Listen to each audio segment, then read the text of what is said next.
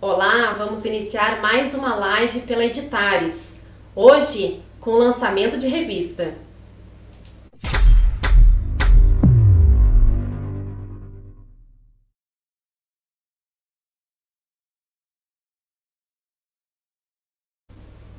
Boa tarde!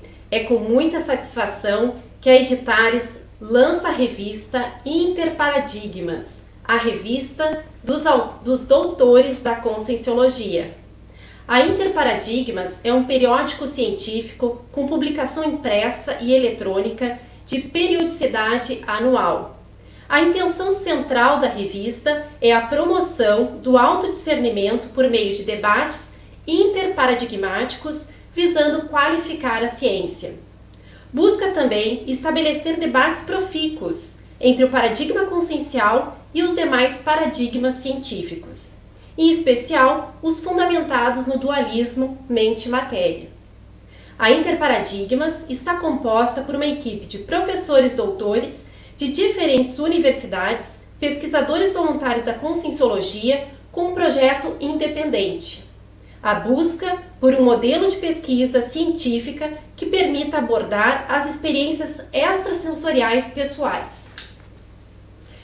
Para apresentar os autores da revista Ano 6, número 6, e mediar as perguntas e debates dessa tarde, eu chamo o editor da revista, Alexandre Zaslavski, que é doutor em Educação pela Universidade Federal do Rio Grande do Sul e professor de Filosofia no Instituto Federal do Paraná.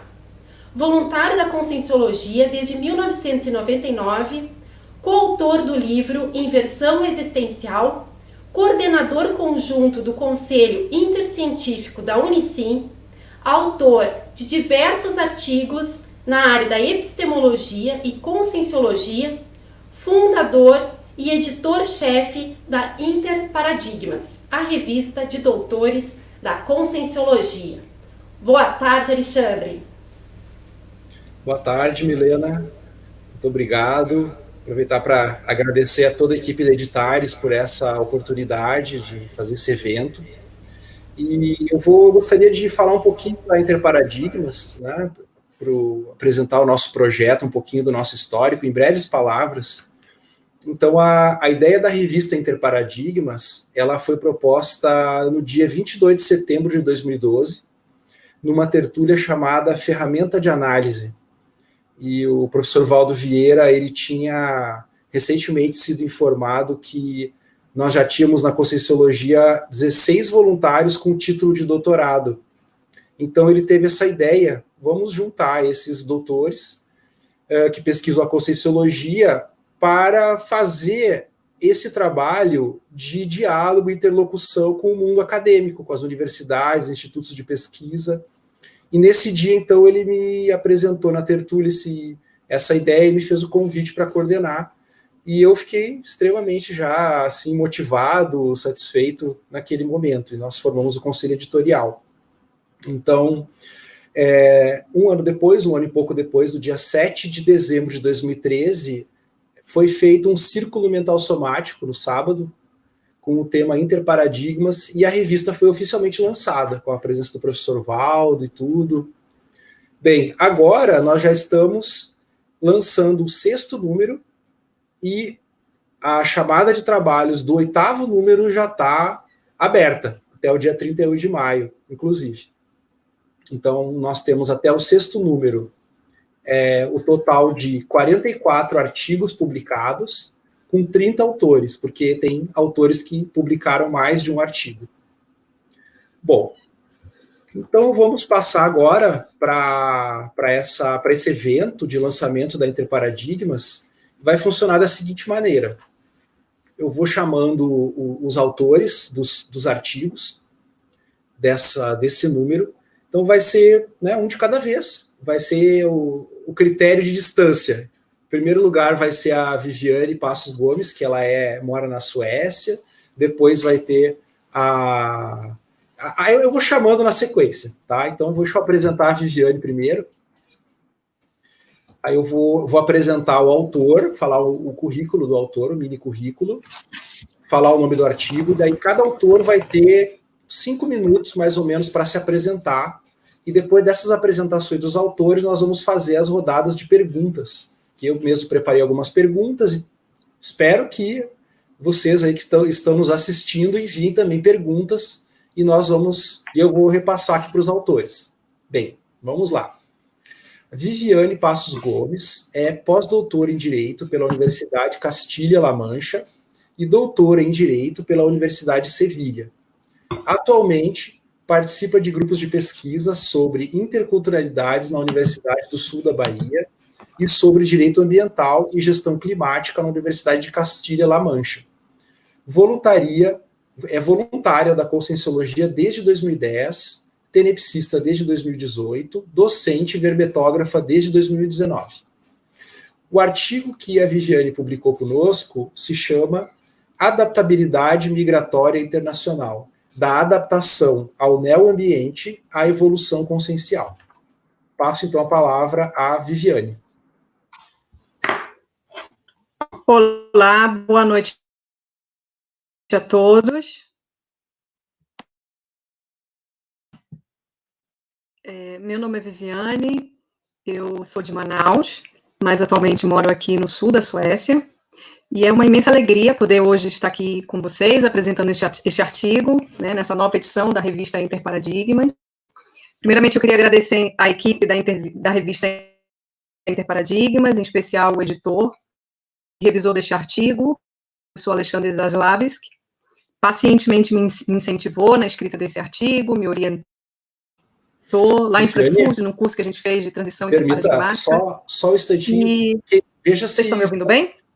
Pois é, a gente está recebendo a transmissão cortada, né? Veja se é o caso de tentar, talvez, sem o vídeo, para não prejudicar. Veja se melhora a transmissão. Ok. Tá legal. Obrigado. Então, vamos seguir. Agora, eu vou seguir. Depois, se não estiverem me ouvindo, vocês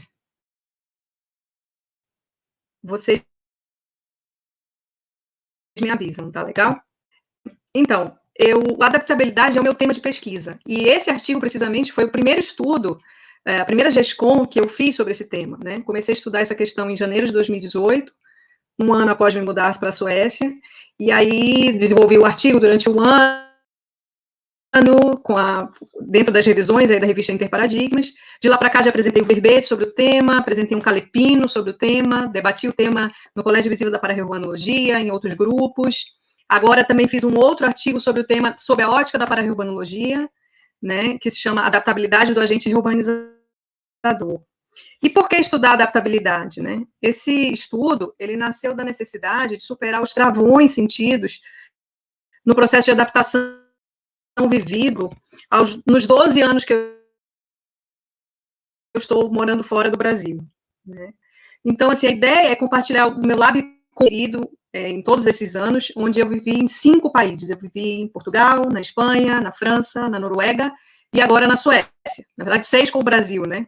São 6 países diferentes, 6 culturas, idiomas, enfim, uma série de contrastes que eu fui guardando aí na bagagem ao longo desses anos.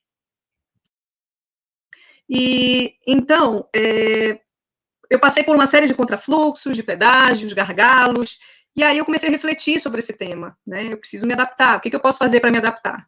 Então, a ideia realmente era estudar, refletir, trazer uma nova abordagem desse processo de adaptabilidade, buscar quais são os meus trafares, o que me impede de ter adaptabilidade, quais são os meus trafores, o que me ajuda a ter adaptabilidade, né? E fazer essa reciclagem intraconsciencial, e também trazer isso para o grupo, né? E, de repente, ampliar esse estudo em diferentes perspectivas.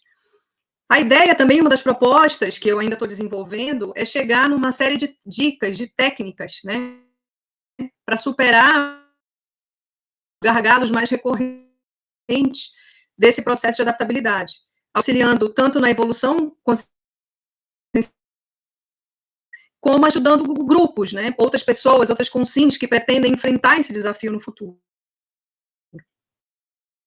o conceito de adaptabilidade migratória internacional, que eu apresentei no verbete em janeiro de 2019, que diz que a capacidade, a qualidade ou a condição cosmoética da consciência, homem ou mulher, mostrar-se adaptável, ajustável ou harmonizável ao país estrangeiro, nova residência ou domicílio.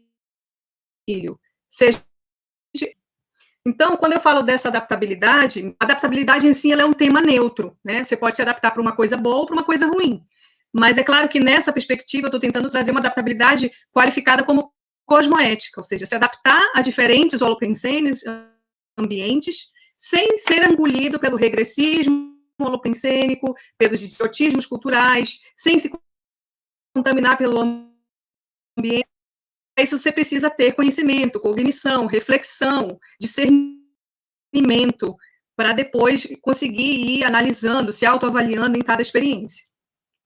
Então, quando eu falo dessa ampliação, quando eu trago esse artigo, né, da Interparadigmas, eu quis fazer essa ampliação temática da adaptabilidade migratória internacional, tanto trazendo a abordagem psicossocial, né, toda uma perspectiva da psicologia, da sociologia, da antropologia, né, trazendo alguns autores aí que eu estudei no ramo da ciência convencional, e também trazendo dentro do paradigma consciencial o que já se escreveu sobre adaptabilidade. Né?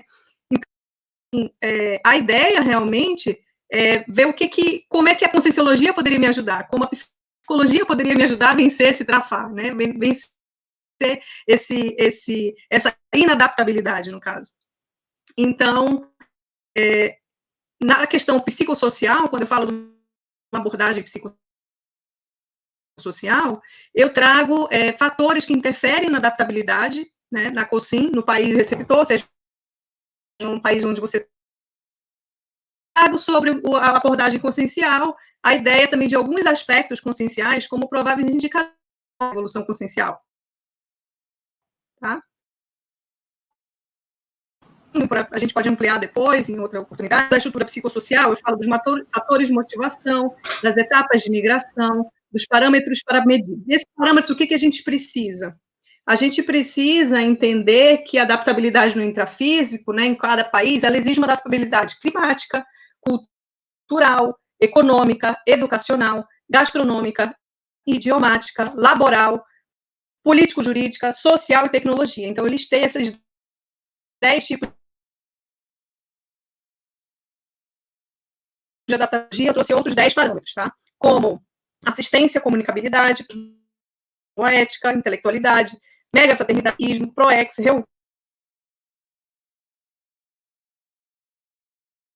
Seriex, universalismo. A ideia é que cada um se autoavalie dentro desses parâmetros se realmente já está no caminho dessa adaptabilidade, né? Então, são prováveis indicadores. Então, eu gostaria de encerrar por aqui, explicando um pouquinho mais sobre esses parâmetros e as conclusões aí que eu cheguei com relação a esse trabalho. Obrigada. Obrigado, Viviane. A Viviane escreveu um artigo bastante denso para a revista. Vale a pena conferir no site da Interparadigmas. Vocês podem encontrar todos esses artigos para fazer o download no site www.interparadigmas.org.br. Aí procura, tem uma aba no site, né, que vocês vão ver lá números da revista, ou edições passadas. Vocês vão encontrar todos esses artigos, podem navegar lá, explorar e ver, né? Está tudo disponível. Então, mais adiante, vamos retornar a esse tema com as perguntas. Agora eu passo a palavra para a Marina, né, conforme o nosso critério de distância, né, do mais distante ao mais próximo. Então, a Viviane está bem distante aqui do caso de Foz, né? A próxima é a Marina. Agora deixa eu te apresentar aqui primeiro, Marina. Bom, Marina Vinha é professora universitária, doutora e mestra em Educação Física pela Unicamp, com especialização em Educação Física não formal e graduação em Educação Física. Ela atuou na formação de indígenas professores Guarani e Kaiowá e na formação de licenciandos em Educação Física na Universidade Federal da Grande Dourados, no Mato Grosso do Sul. Conheceu a Conscienciologia em 1994 e aposentou-se em abril de 2018 enquanto escrevia este artigo. O nome do artigo é Consciência Indígena no Espaço Acadêmico e na Perspectiva Consciencial. Passo a palavra, então, para você, Marina. Boa tarde, obrigado aí à turma da Editares, a equipe da Interparadigmas, com todo esse apoio. E esse volume número 6 da revista me instigou muito, me motivou muito a dialogar com o paradigma consciencial e estudos realizados por autores acadêmicos, que eles buscam desconstruir as certezas científicas de predominância materialista. Por entender a academia de forma geral, ela tem desconsiderado as diferenças epistemológicas humanas da intrafisicalidade, quer dizer, desse planeta Terra, né, que a gente vive. Então, o objetivo desse estudo, que vocês poderão ler aí no link que o Alexandre passou, foi justamente mostrar a intencionalidade de dois pesquisadores em quebrar o monopólio do paradigma eurocêntrico voltado ao estudo das sociedades indígenas, e, simultaneamente, eu fiz um contraste desses novos dados com o paradigma consciencial. Então, foi um ensaio de caráter, né, teórico e reflexivo, que eu apresentei os deslizes conceituais quanto à multidimensionalidade quando comparados ao paradigma consciencial e à academia. Eu usei o professor Valdo Vieira, né, no seu livro Projeciologia. Ele propôs diferentes metodologias e técnicas, dentre elas a projeção fora do corpo e a tarefa do esclarecimento, visando, isso é importantíssimo para mim, né, tirar, quer dizer, dirimir a milenar subjugação humana aos deuses, aos mitos, aos castigos e culpas que acompanham os seres humanos, nós seres humanos, né, nessa intrafisicalidade. E também ele visa essa percepção humana do universo e da evolução da consciência sob a ótica da cosmoética. É um pouquinho além do que a gente usa na academia, que é a ética, né, com nossos comitês de ética, conselhos e tudo, né. Então, os dois autores que eu usei ele é um francês radicado no Brasil, na Bahia também, viu, Viviane? Centro Universitário Jorge Amado, professor Jacques Gauthier. Ele é vinculado à França, o Ministério da Educação da França e a essa universidade, e a professora Esther Langdon. Ela está na Universidade Federal de Santa Catarina, no Instituto Nacional de Ciência e Tecnologia Brasil Plural. E o Gauthier, principalmente, eles falam que os oprimidos possuem conhecimentos desconhecidos por outros grupos e que podem ser explicitados mediante um diálogo intercultural. E o Valdo Vieira vai já pelo multidimensional e tudo mais. Bom, o que esses três têm em comum? Eles buscam ampliar o universo científico, né? Eles são rigorosos na sua fidedignidade na pesquisa, são assertivos, e eles são inquietos quanto a esses limites paradigmáticos da academia, né? Essa triangulação me pareceu muito interessante. E eles visam transpor esses paradigmas estabelecidos, né? Então, Langdon e Gauthier, os dois acadêmicos, eles abordam a questão da multidimensionalidade sob a perspectiva dos indígenas e sob o viés dos seus próprios pontos de vista, de forma que o Gauthier, ele até ousou provar um pouco da ingestão de uma planta que chama ayahuasca, com o objetivo de ampliar a sua percepção. Langdon, ela é uma cientista da antropologia da saúde, e o Valdo Vieira, justamente, ele vai trabalhar com a multidimensionalidade fundamentado nas próprias experiências dele. Ele se vale do parapsiquismo, desenvolvido com o apoio de uma equipe de amparadores, com técnicas, né, para ampliar essa percepção do universo. Então, os três têm seus lugares aí no contexto, e, quer dizer, cada um a seu tempo, o trio de pesquisadores mostra que há algo mais a ser considerado na pesquisa humana, principalmente o que foi muito desconsiderado pelo paradigma materialista. E aí, no texto, eu fiz um quadro 1, vou falar somente 2 pontos, o paradigma materialista e o paradigma consciencial. No materialista, tudo no universo é composto de matéria. E no consciencial, nem tudo no universo é matéria. No materialista, a matéria é o único elemento existente no universo. E no consciencial, existem fenômenos com causas além da matéria e as energias, e o universo é composto de energia e consciência. Esse quadro é um pouquinho maior, eu só pincelei algumas coisas para a gente abrir um diálogo aí com a participação de todos vocês. Muito obrigada. Obrigado, Marina.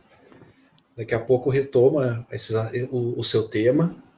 E agora eu vou apresentar a Tanise também, né, nesse critério. Agora eu não sei dizer a distância exata, quem está mais longe, se é a Marina ou a Tanise aqui de Foz, mas então passa agora a Tanise. Eu estou no Mato Grosso do Sul. Tanise está onde? Espera aí que vamos descobrir agora. Então, a Tanise Nakiewicz é professora universitária, doutora em biologia celular e molecular, mestre em genética e bacharel em ciências biológicas pela URGS. Tem pós-doutorado em ensino de ciências pela UniOeste e especialização em dinâmicas de grupos. Voluntariou na holoteca do CAEC de 2010 a 2015 em Foz do Iguaçu. O título do artigo é Quadridimensionalidade da manifestação humana intrafísica. Então, eu passo agora a palavra para a Tanise. Boa tarde a todos. Obrigada por essa oportunidade de estar aqui. Obrigada a Editares, a Interparadigmas. Bom, eu sou meio nômade nesse país, né? Eu nasci em Erechim, depois estudei no Rio Grande do Sul. Todos estão me ouvindo? Estudei em Porto Alegre, aí mudei para Foz do Iguaçu. Antes de ir para Foz do Iguaçu, eu já havia morado aqui em Goiás, bem no norte de Goiás, quase divisa com a Bahia, e agora eu voltei aqui para Goiás de novo. Eu estou na divisa com Tocantins, próximo, em Niquelândia. É uns 230 quilômetros ao norte de Goiânia. Então, eu acho que eu estou um pouquinho mais longe, né, Marina? Bom, eu vou começar, então, a falar um pouco de como iniciou esse estudo. As primeiras questões em relação a isso surgiram em 2014, quando eu estava estudando questões das diretrizes do ensino de ciências e a evolução dos contextos socioeconômicos. Então, aí surgiram muitas dúvidas ou questões não resolvidas quando eu publiquei um artigo sobre o ensino de ciências. Em 2016, eu mergulhei, então, no estudo das constelações familiares. 2017, eu comecei a trabalhar no curso de administração, e aí todas essas questões dos cenários econômicos e tal voltaram a ter foco novamente dos meus estudos, o que reforçou eu buscar mais informações. E através, então, a partir da indicação de um colega de trabalho, eu conheci o Instituto Presença. Em inglês, eu não sei falar direitinho, mas é um Instituto Presença, de Otto Scheiner. Ele publicou vários livros, eu comprei 2, então adquiri 2, Liderar a partir do futuro que emerge e a Teoria U. Então, eu estava estudando o paradigma consciencial, né, eu estava bem imersa, comecei a estudar as constelações familiares, e aí entrei em contato com as mentalidades econômicas de Otto Scheiner, né, dos níveis de tomada de consciência. E, curiosamente, essas 3 linhas de pesquisa, de estudo, né, de ciência, que são distintas, com objetivos diferentes, eu constatei similaridades, né, pontos convergentes, níveis crescentes de tomada de consciência, né, do nível pessoal, do grupo, do social e do sistêmico. E também, à medida que esses níveis de tomada de consciências são tomados, né, eu vi que é uma convergência nessas 3 linhas de estudo, ou diferentes, de leitura e de mundo, que todos eles convergem para que o melhor para todos, né? Então, eu achei interessante isso e resolvi escrever esse trabalho, esse artigo. E o que mais que eu tenho para falar? Bom, e 2017 foi um ano que eu estava escrevendo projetos, né? Ministrei cursos, palestras, tive orientados de iniciação científicas, todos com o tema das mentalidades econômicas. Então, foi um tema assim, que eu realmente estava super naquele contexto, em 2017, 2018, 2016, 2017 e 2018, era um tema que eu estava mergulhada, estava totalmente imersa nesse contexto, e realmente, para mim, foi muito bom, foi um divisor de águas. Eu entendi muitas questões que eu não conseguia entender, questões de rebeldia, de não conseguir me adaptar em grupos e tal, é que eu não entendia as mentalidades econômicas, ou as mentalidades, que várias mentalidades simultâneas estão operando simultaneamente conforme as demandas de cada pessoa, de cada grupo. E isso são coordenadas, e isso me ajudou muito a definir, então, os próximos passos da minha atuação acadêmica, da minha atuação profissional. Então, foi bem interessante esse estudo. Para mim, foi muito, muito bom. Foi autoesclarecedor, autoterapêutico. Tá certo, então. E é isso. Tá bom, Tanise, obrigado. Vou passar agora a palavra para o Antônio Pitaguari. Ele foi nosso entrevistado dessa edição número 6. Ele tem toda uma trajetória na Conscienciologia. Deixa eu falar aqui o currículo dele primeiro. Então, o Antônio Pitaguari é nutricionista, administrador e professor universitário, voluntário da Conscienciologia desde 1990, tradutor de Scientific Exploration of Consciousness Toward a New Epistemology, quer dizer, a exploração científica da consciência para uma nova epistemologia, de 1994, de Willis Harman e Christian de Kinsey. Pioneiro da Conscienciologia na Europa, implantando centros educacionais em Lisboa, 1994, e Londres, 1997.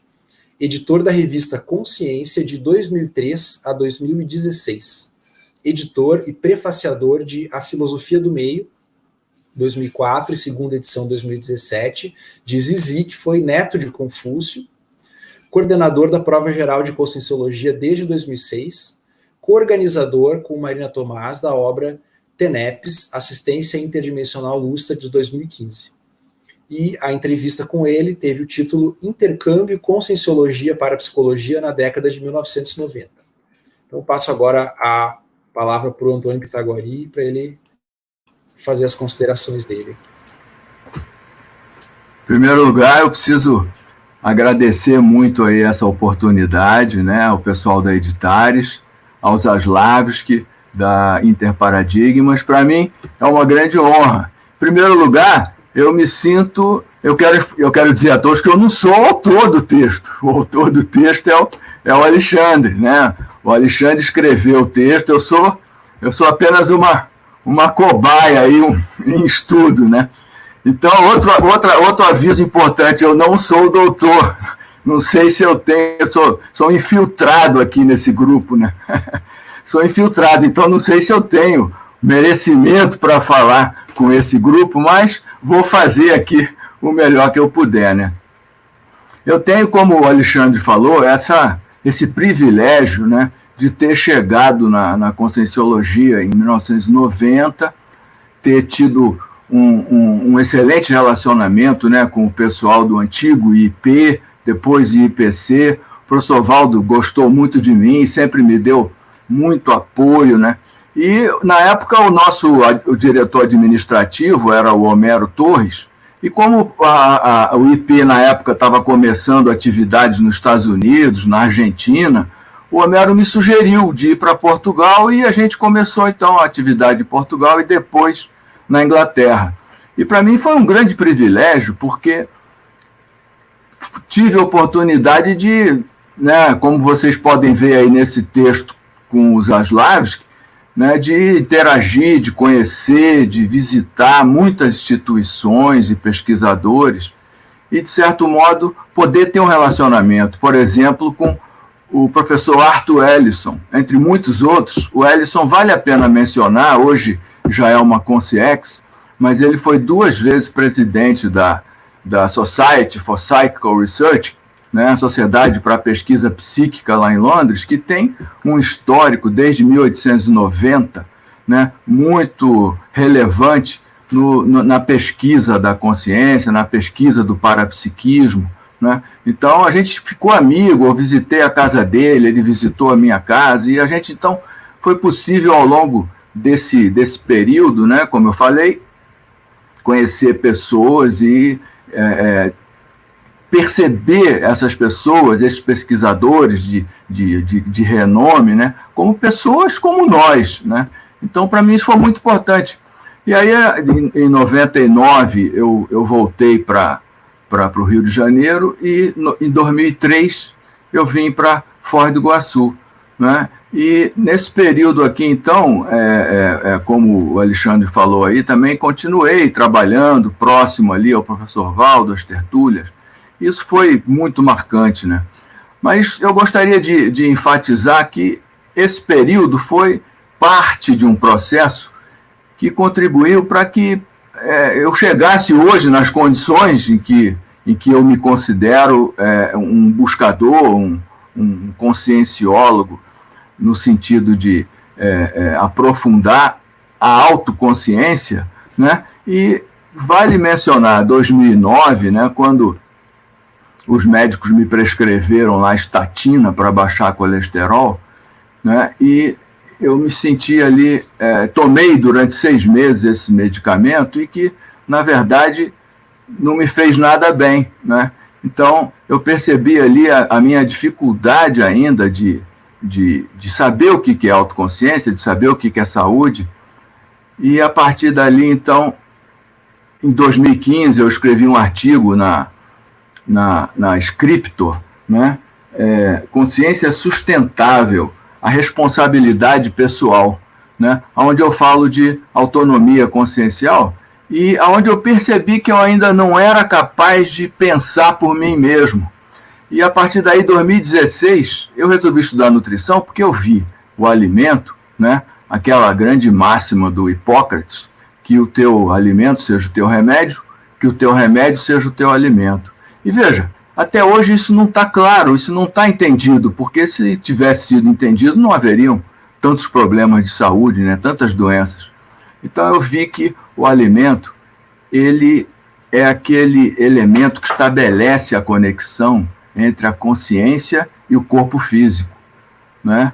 Então eu fui estudar nutrição para me ajudar a entender isso melhor, porque eu acho que é uma prioridade não só no meu caso, mas da nossa sociedade de modo geral, de ter uma maior noção, né, da nutrição, porque nutrição não é só comida, nutrição é informação, nutrição é energia, nutrição é interação com as pessoas.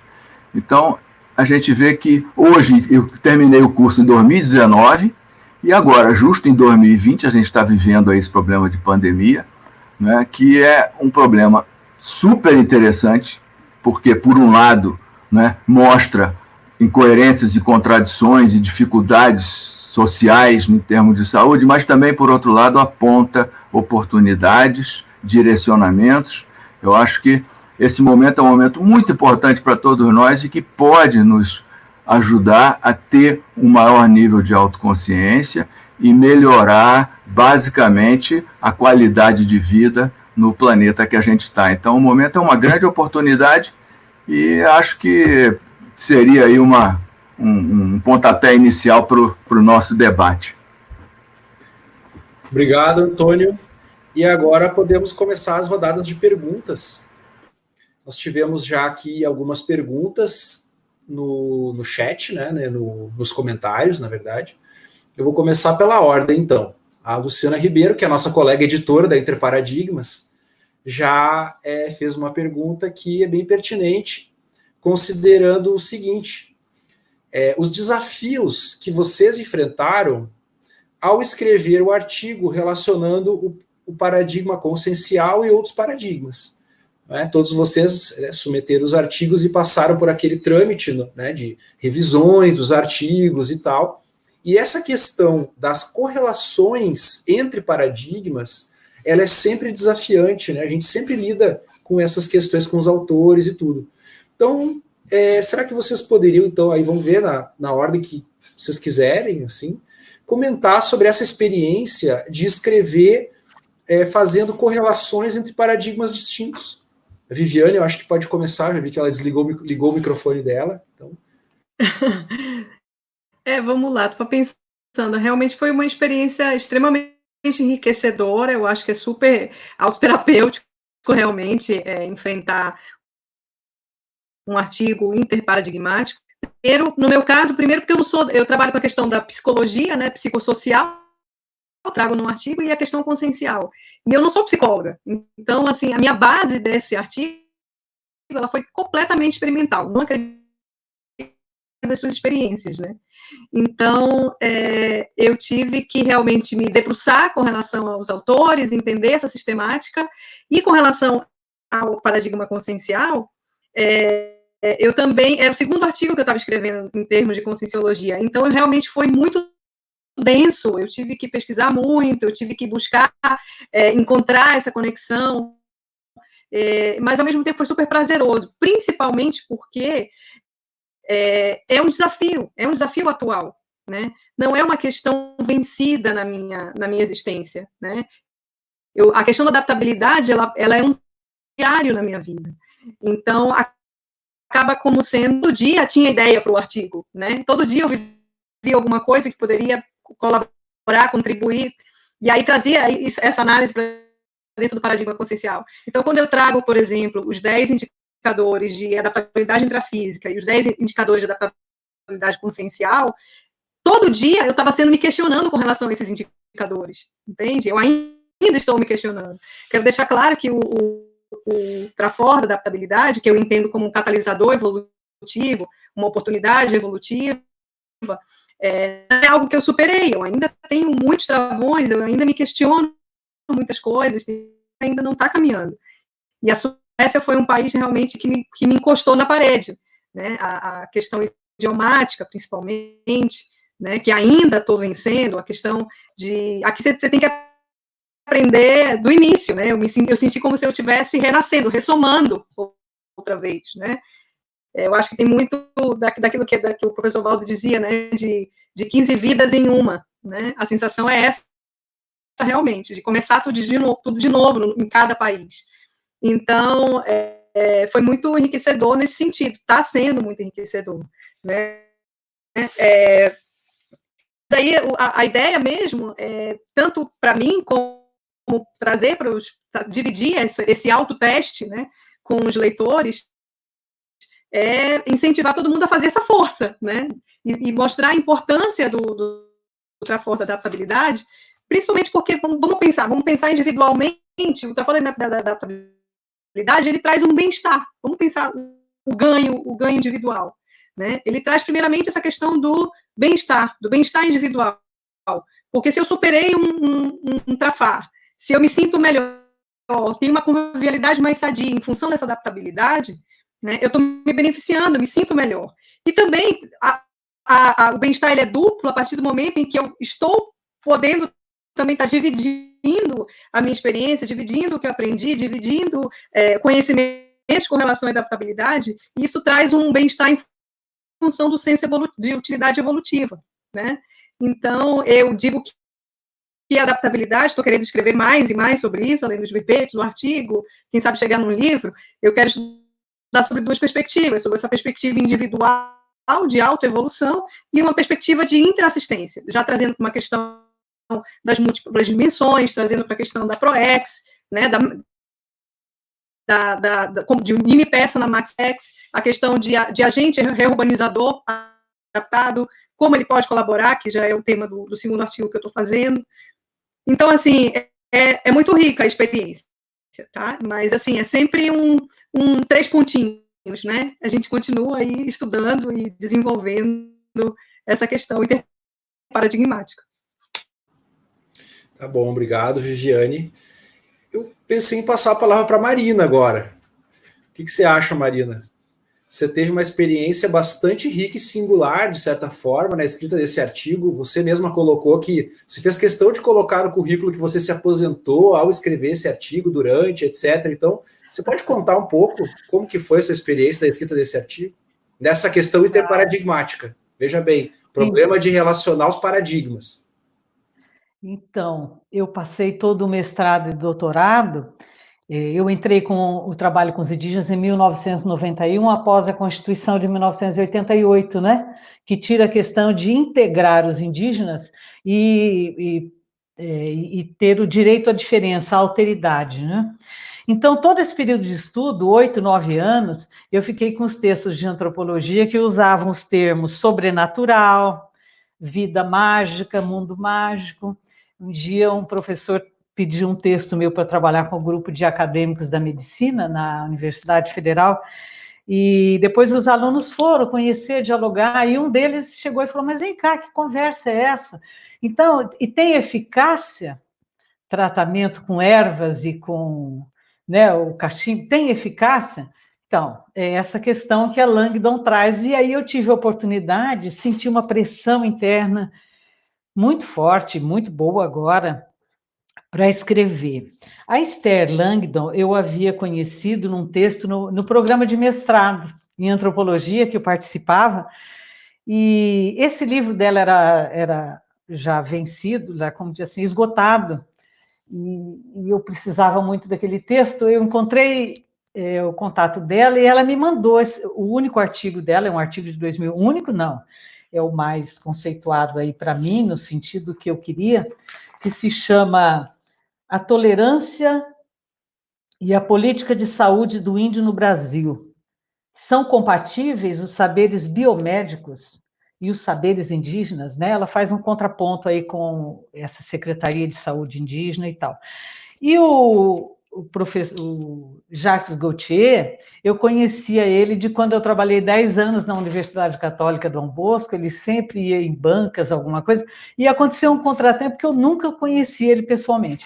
Mas ele tinha um texto que geralmente mexia muito comigo, que se chama Demorei Tanto para Chegar. Ele até botou reticências. Ou Nos Vales da Epistemologia Transcultural da Vacuidade.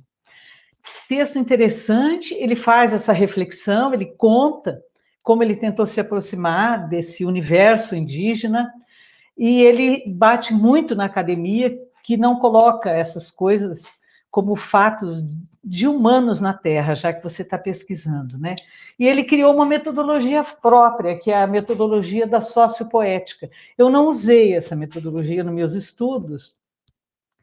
Meu estudo de mestrado e doutorado foram com os indígenas Cadiuel, os Guaicuru, os únicos que andam a cavalo, porque eu pesquiso o jogo tradicional e o esporte. Esporte enquanto um fenômeno que chega de processos civilizadores. E adaptabilidade também, viu, Viviana? Depois conversaremos. Então, assim, e a obra do professor Valdo, que inquestionavelmente mexe com toda a minha existência, mexeu com a minha existência, né? Como que é esse negócio de múltiplas vidas, de outras dimensões, e que não é só corpo físico, que é aquele quadro que ele faz uma sugestão muito interessante, que a medicina tem que rever uns 4 pontos, que é principalmente assim, a anamnese do médico, porque o médico fica só no corpo físico, ali nos sintomas, né? E nós estudamos no mínimo aí 3 corpos, né? Para dizer com mais consistência. E todo esse contexto que ficava assim, só o corpo físico, e eu ainda sou da educação física, não da área de academia, mas que eu gosto muito ali, né, de uma esteira e fazer uma musculação, e todo o meu grupo de amigos em volta, em torno desse corpo, massa magra, queimar gordura, condicionamento, então tinha todo esse universo e o meu conhecimento da conscienciologia. Então foi isso que me motivou, E foi um contexto assim que me deu um pouco de pressão. Eu tive que fazer, contei muito com a ajuda da professora Luciana, da revista Interparadigmas, que ficou diretamente dialogando comigo por conta de uns acertos conceituais. Então foi isso, foi muito legal. Obrigado, Marina. O trabalho com você foi bem intenso mesmo. Nós fizemos reuniões, né, teve todo um processo, assim, foi muito bacana mesmo. Porque teve aí o ASCA, né? E o Dá pesquisador um fez choque, uso né? disso, e Dá um com a choque porque conscienciologia do professor Valdo. a evolução consciencial, como se estuda na conscienciologia, Claro. todas as técnicas que a gente aplica são vamos dizer, são aplicadas pela própria vontade, né? Não tem essas questões assim, né? De uso de droga, etc. Mas é isso. Pensei agora em passar a palavra para a Tanise, porque a Tanise ela é uma autora veterana da Interparadigmas.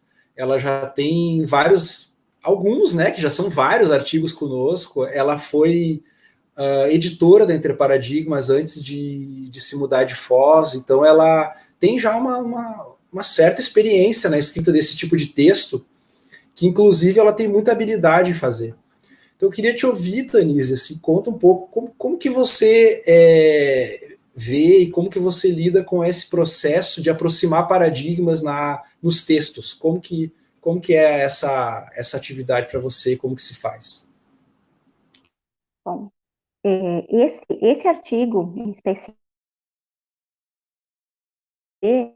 porque ele foi uma solução para mim, para minha vida, né? Então, aproximar, fazer essa leitura desses paradigmas simultaneamente facilitou a minha vida, a minha interação social, tudo.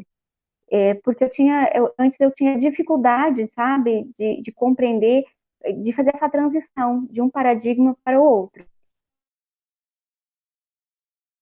É o dia uma questão de falta de adaptabilidade, porque eu não conseguia compreender, sabe, não tinha elementos intelectuais para fazer essa transição, né?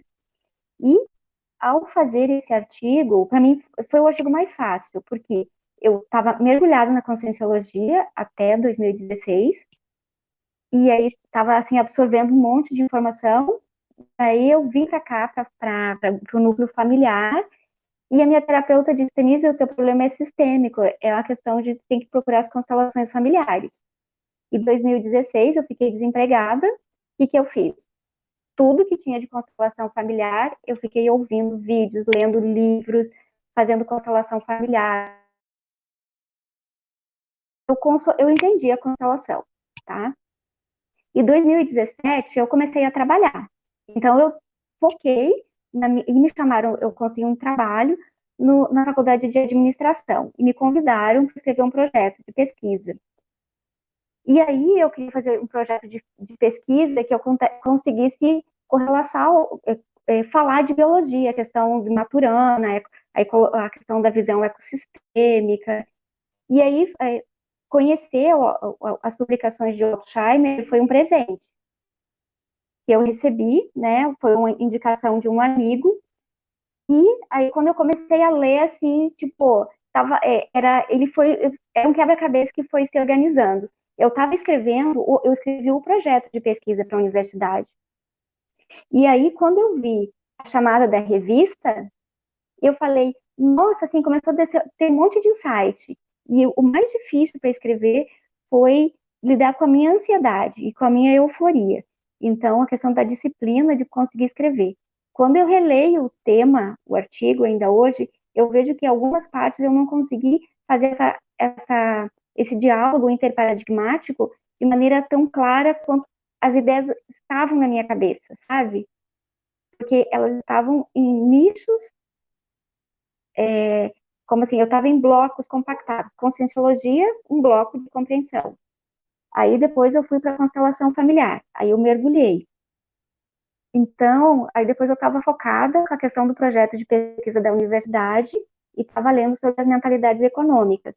Quando eu vi que tinham conexões interessantes, e a chamada da revista era como outros paradigmas se aproximam da consciência, porque a mentalidade 4.0, a mentalidade econômica 4.0, ela visa a ação coletiva consciente e a tomada de decisão que aconteça o melhor para todos, né? E continuam existindo as outras mentalidades econômicas, a 1.0, que é cuidado do grupo familiar, né? A segurança, a mentalidade 2.0, que é industrial, é empresarial, aumento de desempenho, e a 3.0, que é a tecnológica. Mas como coordenar tudo isso para que tudo haja de maneira equilibrada, como Maturana falava, a questão da autopoiese, né, do equilíbrio dinâmico. Então, esse trabalho foi um presente mesmo, assim, depois de muito autoconflito, assim, para tentar me adaptar na sociedade, dentro do ambiente acadêmico, dentro de todos os grupos, tá? Tá. Ah, bom. Você quer complementar, Tanise? Mais alguma pergunta? Não, então, eu acho que é isso que foi. Tá, joia, então, te agradeço. E é bem interessante essa sua experiência. Todos que escrevem o artigo interparadigmático, até por ele ter como base o paradigma consciencial, tem um fundo autovivencial. E isso é que é interessante de conseguir aproximar teorias, paradigmas que não são da conscienciologia e trazer isso para as vivências que a conscienciologia suscita. Então, é uma forma, talvez, de resumir esse desafio, porque ao escrever um artigo interparadigmático, a pessoa, o autor, ele está expondo o processo dele de transição paradigmática também. Né? Porque o paradigma é um modelo científico. Né? Isso aí é da filosofia da ciência. Agora, na conscienciologia, o paradigma se transforma num modelo pessoal. Quer dizer, a própria pessoa, ela traz para ela o paradigma, ela começa a vivenciar aquilo. Então, cada um de nós tem os seus paradigmas e tem um paradigma predominante, que é o autoparadigma. Na hora de redigir um texto desses, o autoparadigma, ele começa a ser enfrentado e ser desafiado, digamos, para ele avançar. Isso é uma maneira de expor essa dificuldade.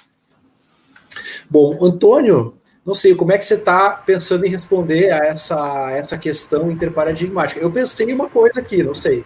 Eu vi que você estava bem concentrado, você deve ter formulado já alguma abordagem. Eu acho que o que você falou agora complementou e integrou muito bem o que as colegas já haviam dito, né?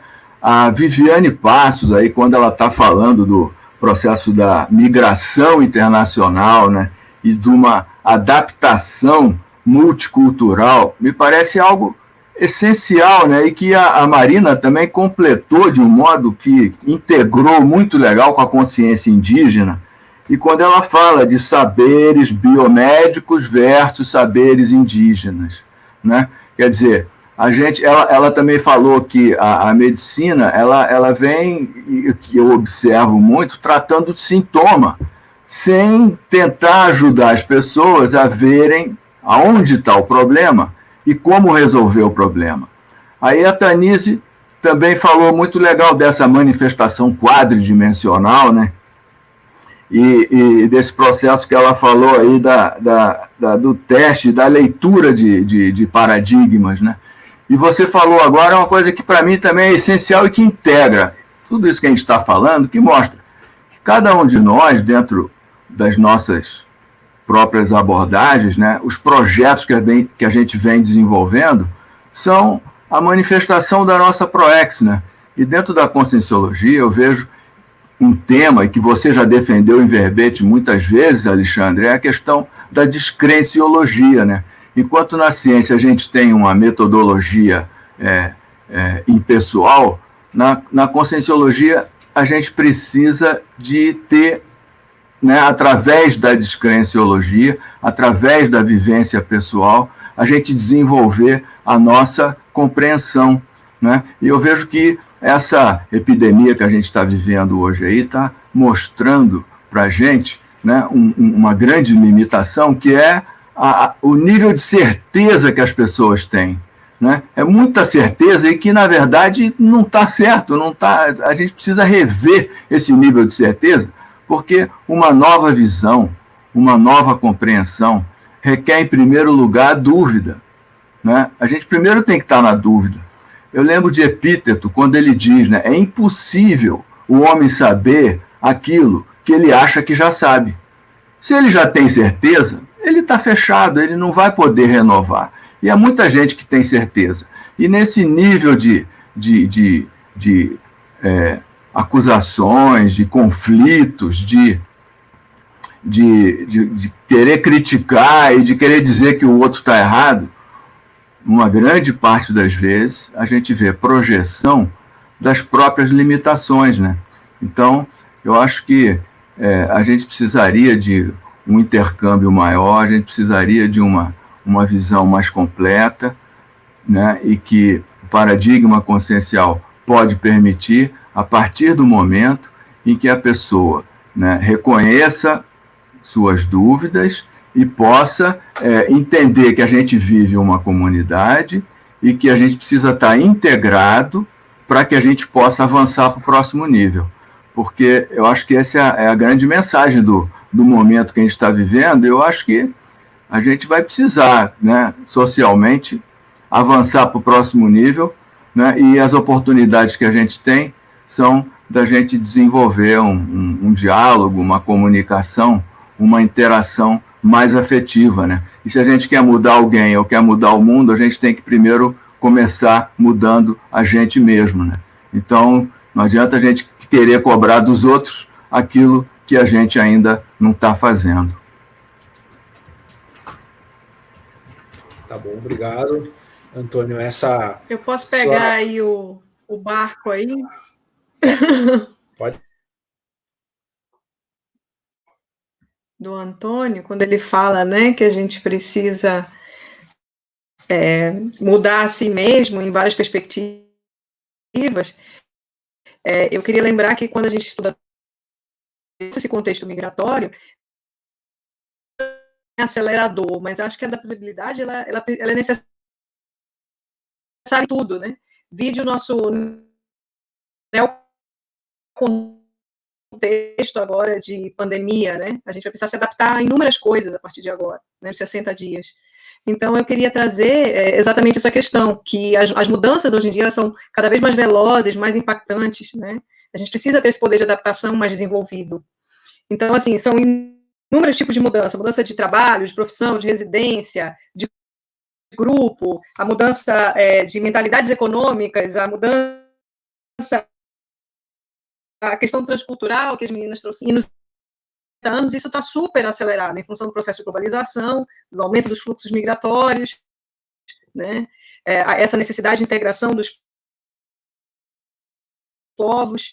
E aí, eu queria trazer que essa reestruturação, ela tem gerado uma série de problemas, não só a maneira como a gente se relaciona entre si, mas a maneira como a gente se relaciona com a natureza, com os outros pré-humanos, e essa interatividade patológica, ela é causa de muitos dos nossos problemas, né, que está gerando aí essa questão do ecossistema global e clima, e aí eu encontrei, quando eu estava estudando para o artigo da adaptabilidade do agente reurbanizador, uma citação que diz o seguinte, que o aumento populacional e essa interatividade global, o impacto disso gera, né, uma aceleração instantânea das reações conflituosas entre as pessoas, acarretando contaminações, epidemias e acidentes mais frequentes e fatais. Vejam, ele escreveu isso no Homo Sapiens Reurbanizatus em 2003, né?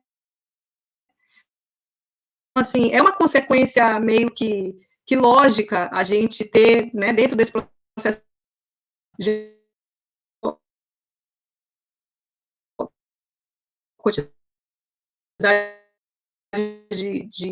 problemas, de patologia, situação de pandemia, para a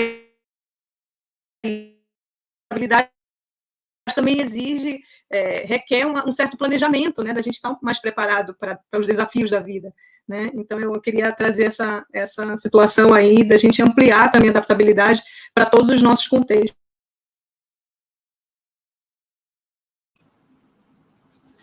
Tá bom, obrigado.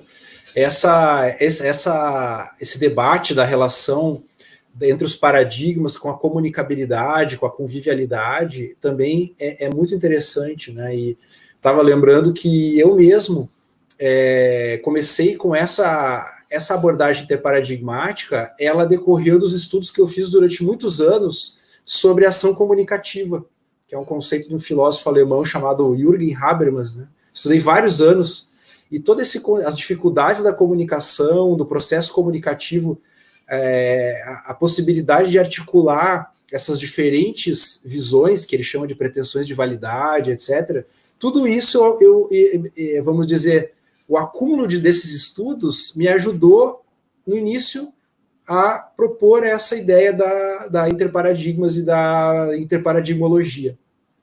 Então, queria também registrar isso. Nós temos mais perguntas aqui do pessoal que está acompanhando. Então, a Patrícia Gaion, que também é uma colega pesquisadora, doutora, ela pede para vocês comentarem um pouco, eu acho que talvez eu também possa comentar, sobre a principal contribuição e a principal dificuldade, se existir, enfrentada pela revista Interparadigmas na comunidade conscienciológica. Eu acho assim, como essa questão assim talvez da contribuição, né? O que a Interparadigmas pode contribuir para a comunidade conscienciológica, para o desenvolvimento da conscienciologia? Não sei se vocês gostariam de comentar sobre isso, né? Eu mesmo tenho algumas ideias. Em primeiro lugar, vou comentar então, né? Em primeiro lugar, o tema do paradigma, ele é muito instigante e ele é um tanto difícil. O próprio Antônio, ele publicou um artigo sobre paradigma já há vários anos atrás, no Journal of Conscienciology, na ocasião, não foi, Antônio? Eu acho que eu... Sim, né? Sim. Pois é. Então, quando a Conscienciologia foi proposta, no início dos anos 90, foi, assim, colocado que ela trazia um novo paradigma, que é o paradigma consciencial, ou seja, há uma nova proposta de ciência. E essa articulação do que é o paradigma consciencial, o desenvolvimento dele, a formulação, fundamentação, tudo isso é importante para a conscienciologia poder se expandir mais na dimensão intrafísica aqui, né, mesmo para além da CCCI, vamos dizer assim.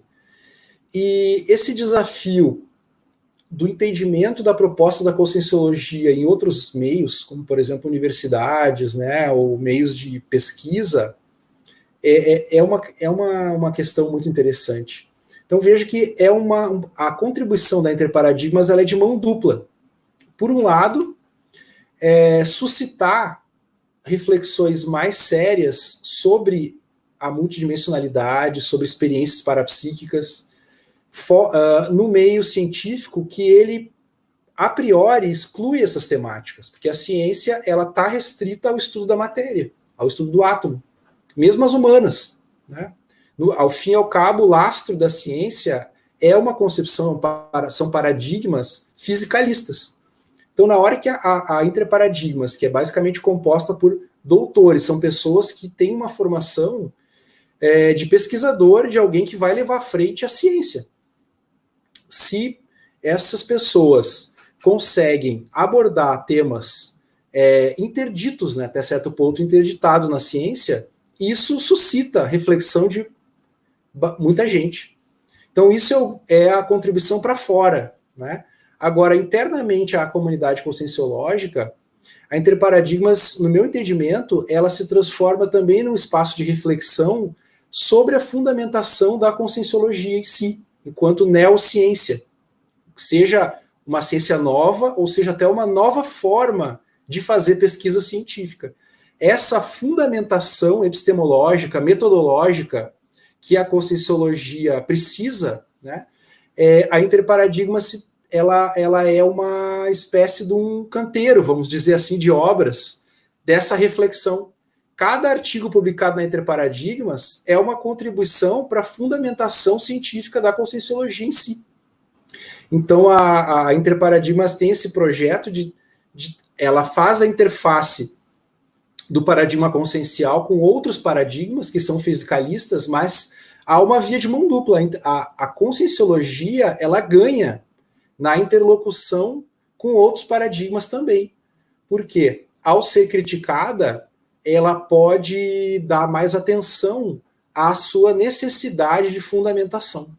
Eu acho que é isso, é assim que eu resumo, né, essa questão que a Patrícia fez. Não sei se mais alguém gostaria de comentar a respeito do que observa, por exemplo, do efeito da interparadigmas, etc. Quer falar, Antônio? Eu acho que vale a pena a gente lembrar que já são 8 volumes, né?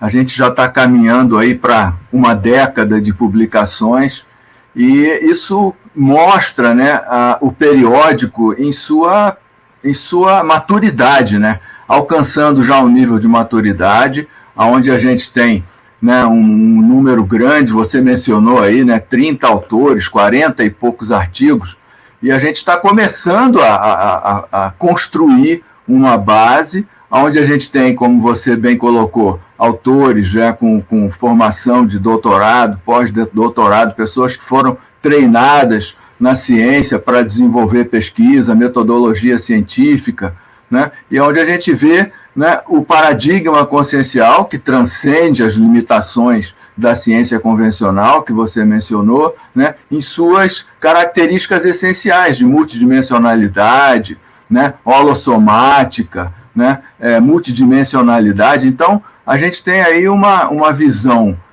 nova, que aí completa também o que a Viviane tinha dito, né, esse nível de problemática que a gente está vivendo, né, essa interatividade patológica, esses conflitos, essa própria epidemia, ela tem uma base, né, no que a gente precisa viver para poder avançar para esse próximo nível, né? Então, acho que a Interparadigmas ela tem um papel importante, não só no contexto da conscienciologia, mas no contexto da gente poder discutir o que é um paradigma e poder realmente entender o paradigma consciencial como aquele paradigma estabelecido no próprio pesquisador, né? Porque é impossível a gente separar, né, o sujeito do objeto de pesquisa, né? Tá bom, obrigado, Antônio. O Antônio foi um dos primeiros a dar atenção para o paradigma consciencial e para o potencial epistemológico da conscienciologia, essa questão da cientificidade conscienciológica, já nos anos 90, né? Já estava envolvido com esse tipo de problemática, que ainda temos muito pela frente ainda, né? Estamos... Bom, acho que eu vou encaminhar aqui. Você quer comentar, Marina? Sim. A Marina, aliás, ela faz parte da equipe da Interparadigmas. A Marina vinha agora a partir do final do ano passado. À distância, né? Querendo me aproximar. Mas o que eu observo é a penetração que está tendo da revista Interparadigmas, e não só isso, né? Como os textos produzidos do alto paradigma, que parece que é para o próximo, né? Em todas as instituições conscienciocêntricas. Por quê? E nisso eu tenho uma dificuldade singular, né? De fazer pesquisa de mim mesmo, de ser o objeto da minha pesquisa. Como registrar as experiências, né? Como fazer um cotejamento entre essas diferentes realidades. E eu vejo que a Interparadigmas vai contribuir muito e está sendo, eu vejo os verbetes que o Alexandre escreve e como eles são aceitos na comunidade, né? Então é isso. Ok. Obrigado, Marina. Nós temos a Viviane quer comentar? Rapidinho, eu queria só comentar que, na verdade, essa foi uma grande oportunidade. Foi a primeira vez, eu estava me lembrando agora aqui, foi a primeira vez que eu escrevi um artigo, vamos dizer, científico, o objeto de pesquisa, né? Então, realmente é um marco na minha história, porque até então eu sempre escrevi, até dentro da conscienciologia, o primeiro artigo foi no Estado Mundial, e eu trabalho numa questão teórica.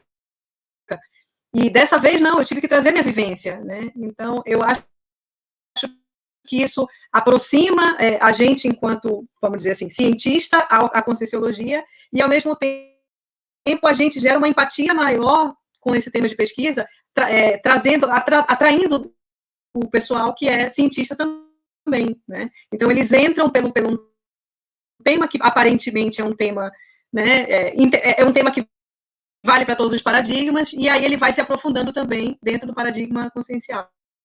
Então, eu acho que é realmente, como você falou, um caminho de mão dupla muito importante para nós, enquanto pesquisadores.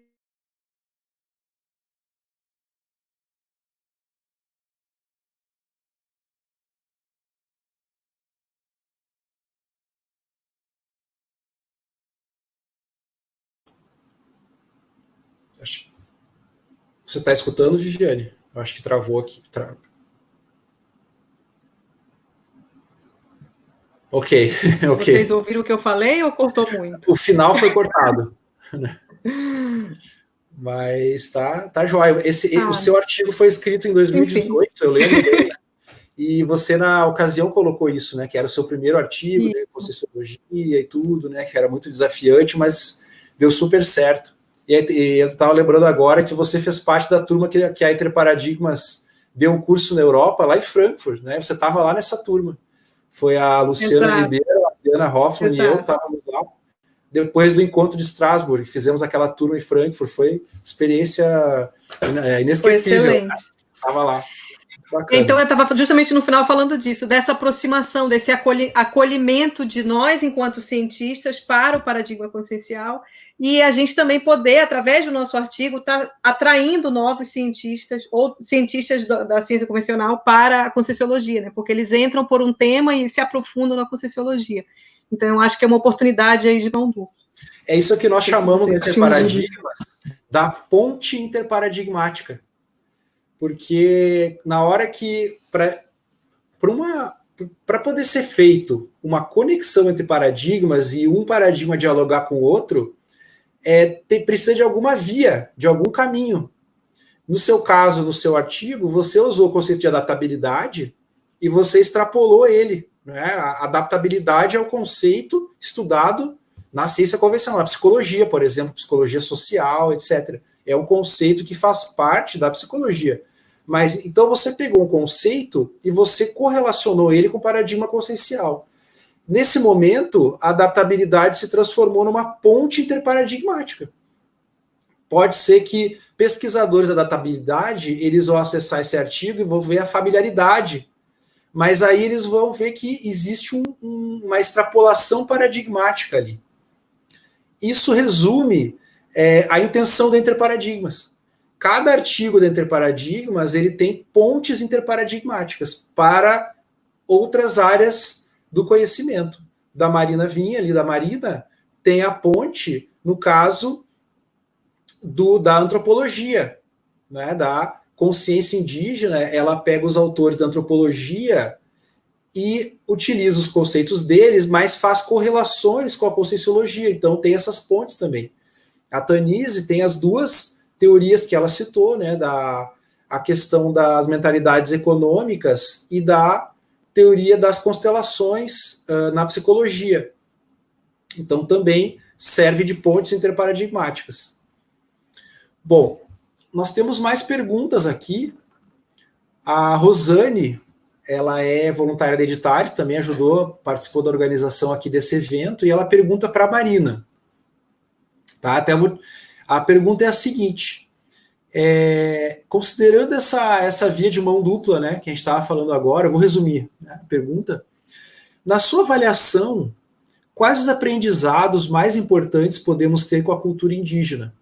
Então, que aprendizados conscienciais, eu acho que ela está querendo dizer, né? E eu vou pedir agora para cada um de vocês, quando for responder, tentar ser sucintos, que a gente já está só com 15 minutos, né? Falta só 15 minutos para acabar.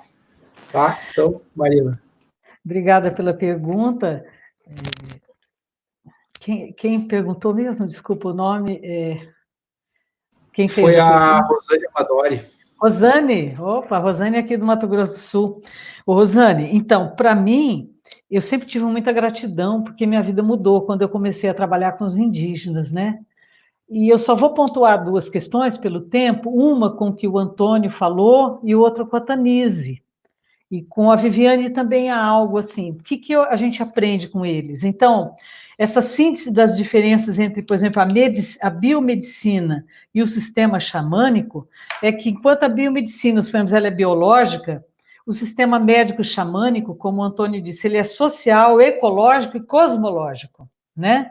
E como a Tanise também pontuou, esse sistema de constelação familiar, quando você tem a problemática de saúde, de uma forma geral entre os indígenas, ela tem que ser dialogada com o seu contexto de bem-estar entre a comunidade, né? Então, abreviando bem, a cura vem pela restauração do bem-estar. Então, essa é um legado, né, que ficou para mim muito forte. Você objetiva aí, porque chegou o professor Alejandro, né, e o tempo está passando. Obrigada. Obrigado, Maria. Viu? Nós temos aqui a chegada do Alejandro Parra, que é autor de outro artigo desse número. Ele tinha um compromisso no seminário na universidade, lá na Argentina, e eu vou, então, introduzir aqui, falar o currículo dele e passar a palavra para ele poder fazer uma súmula aí do artigo, né, uma contribuição original que ele fez com a Interparadigmas, nós somos muito gratos. Eu vou agora ler o currículo dele. Então, o Alejandro Parra é psicólogo, doutor em psicologia e psicoterapeuta. Desde 2004, ele é presidente do Instituto de Psicologia Paranormal da Argentina e do site Agência Latino-Americana de Informação Psíquica, ALIPSE, é um site. Foi presidente da Parapsychological Association entre 2011 e 2013 e é autor de 12 livros, entre os quais se destacam El Último Abraço de Despedida, Experiências Paranormales en Enfermeras, e Neurociências em La Fronteira de lo Paranormal, 2 livros agora do ano passado, de 2019. Né? Teve livro premiado já, ganhou vários prêmios. E o nome do artigo do Alejandro Parra, nesse número da Interparadigmas, é Estudio Exploratório de la Teoria del Temperamento e las Experiências Paranormales. Então, eu te passo a palavra, Alejandro, para você. Palavra com você. Fantástico. Ante todo, muito obrigado a vocês. Meu portunhol não é muito bueno, pero vou tratar de falar um pouco português, um pouco espanhol, para que vocês entendam, compreendam a importância deste estudio. Básicamente es un estudio muy sencillo en relación con la psicología de la experiencia paranormal. Es un estudio explorador de la teoría del temperamento, de las experiencias paranormais. Básicamente no existen estudios que tengan explorados rasgos de personalidad para explicar las experiencias paranormais, mas surprendentemente que un pouco que tenha examinado a conexão entre histórias de experiências e temperamento individual, o objetivo deste estudio é comparar tipos de temperamentos em termos de frequência de experiências paranormais.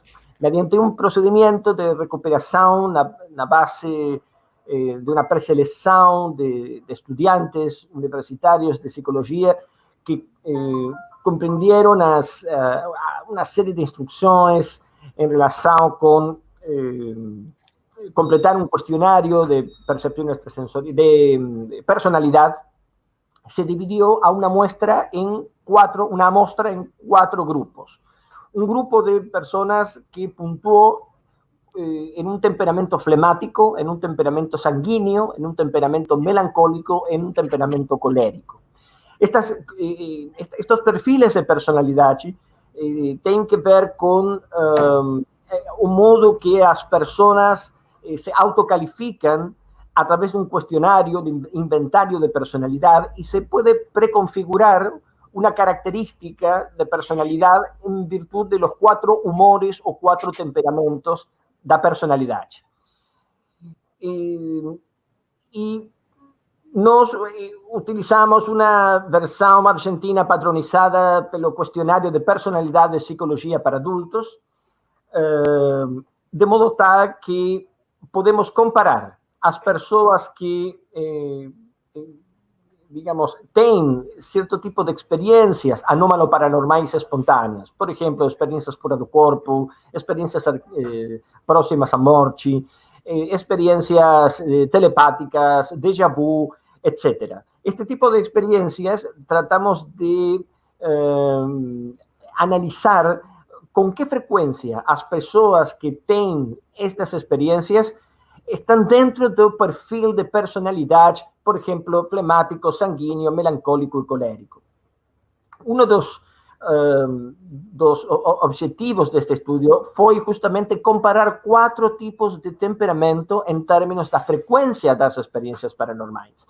Primeiro, o perfil colérico, ou seja, pessoas que têm alta inestabilidade emocional e são muito extrovertidos, buscam estímulos do mundo exterior, apresentavam pontuações muito significativas em quase todas as experiências paranormais. Ou seja, que as pessoas que têm tendência a um perfil colérico de personalidade têm a tendência de mostrar mais experiências paranormais. Por exemplo, experiências extracorpóreas, sonhos, a visão de aura ou déjà vu, mas uma suma de todas estas experiências mostram, por exemplo, um alto índice de experiências extrasensoriais. Agora vou falar um pouco de quais são os percentagens deste tipo de experiências.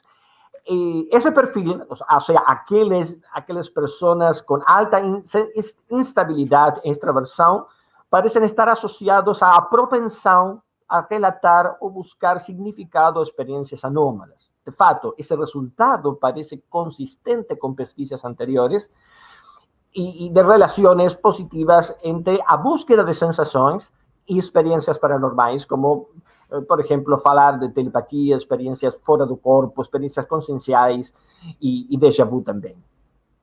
Um ponto importante é a ligação entre a extroversão e a excitação, mas parece importante, pode estar relacionada a muitas experiências anômalas. Por exemplo, os extrovertidos, que Hans Eysenck, um psicólogo muito prestigioso, considerou menos excitáveis que introvertidos e, portanto, tolerantes a indivíduos buscando ativamente mais estímulo que os introvertidos. São aqueles que respondem bem ao sinal psi. Por exemplo, en los estudios Ganfeld o experiencias de tipo telepáticas. En cuanto aos introvertidos, desfrutan menos desse ambiente, são mais autoabsorvidos e menos sociáveis, produzindo resultados insignificantes em favor da introversão.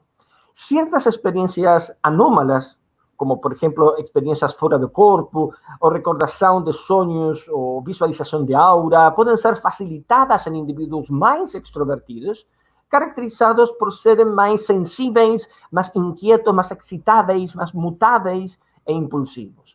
No entanto, esse perfil, por supuesto, é bastante discutível.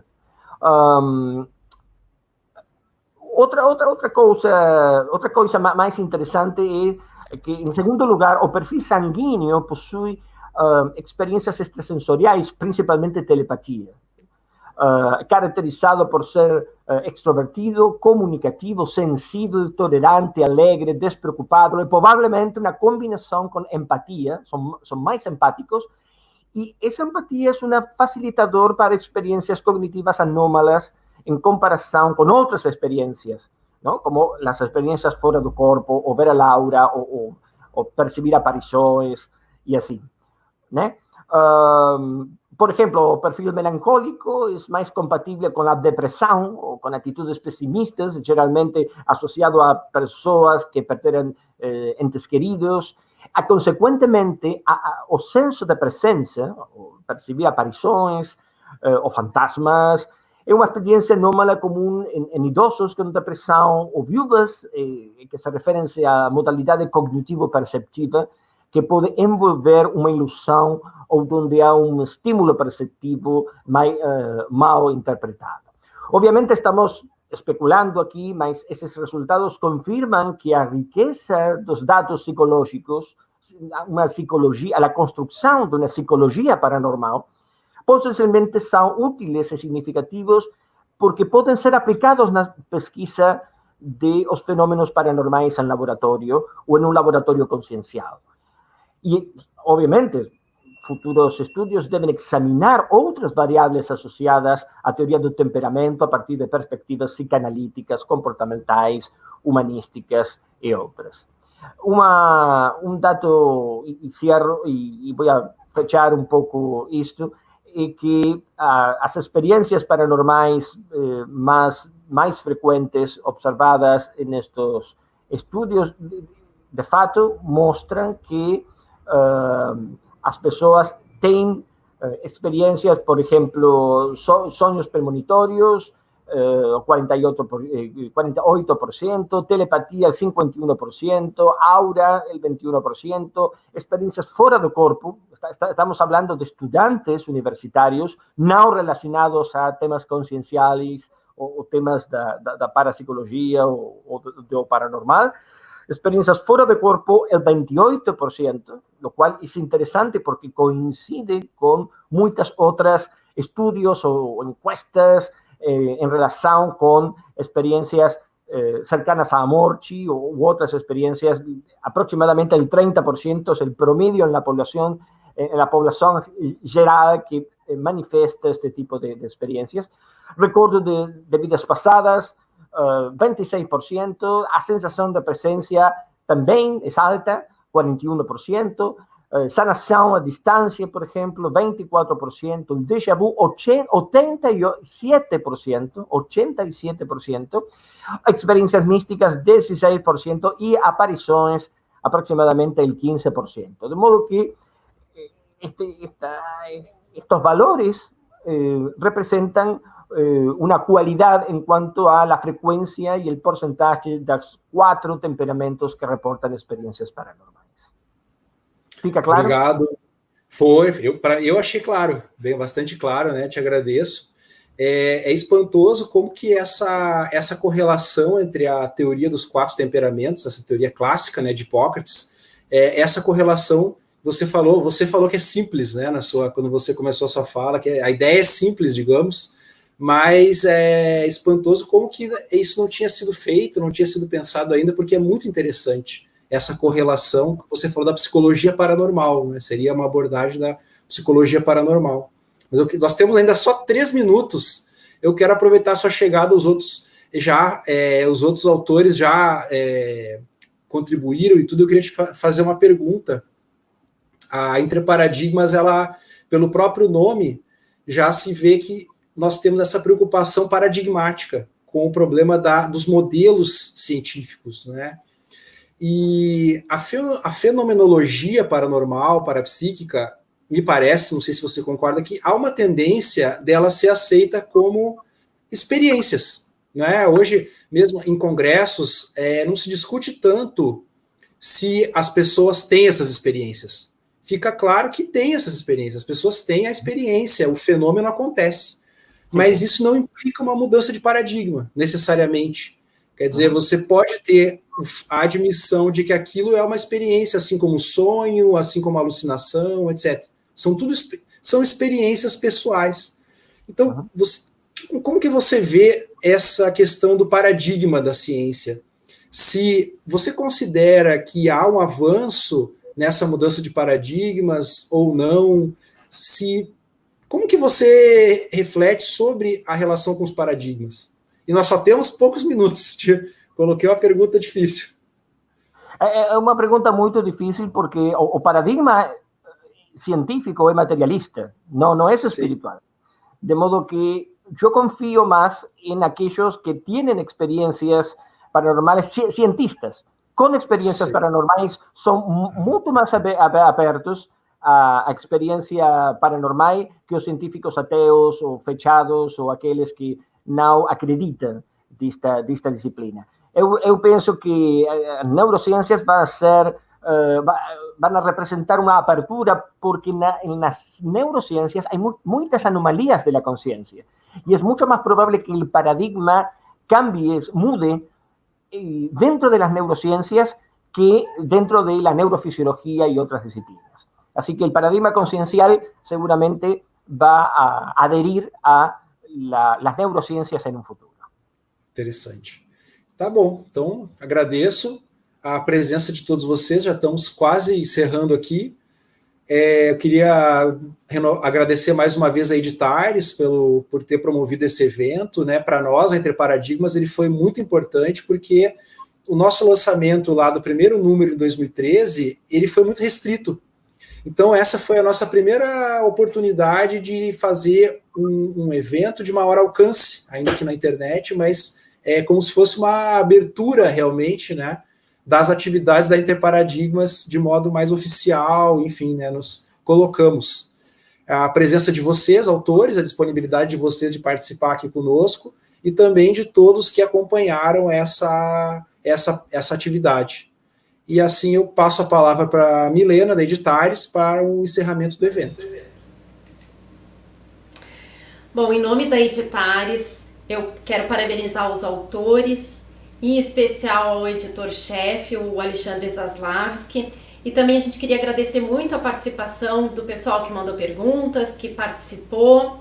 Quem quiser adquirir a revista, tem no site da Amazon, também tem no site do Interparadigmas.